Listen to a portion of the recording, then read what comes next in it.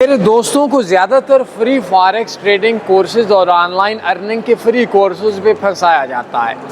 ये अलग बात है कि मेरे भी जितने भी कोर्सेज हैं वो सारे के सारे फ्री हैं, लेकिन मुझे आज तक जब मैंने पेड कोर्स नहीं दिया तो ना मैं पेड कोर्स की पेमेंट पे बात करूँगा और ना ही कोर्स के फ्री होने पे बात करूँगा।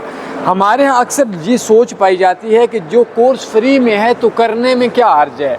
मैं अक्सर अपने दोस्तों से गुस्सा नहीं करता, लेकिन कभी कभी मुंह से जब ज़्यादा तंग होता हूं तो बोल देता हूं कि अगर कोई बंदा जो डॉक्टर ना हो आपके बाप का फ्री में दिल का ऑपरेशन करे तो कराएंगे क्या?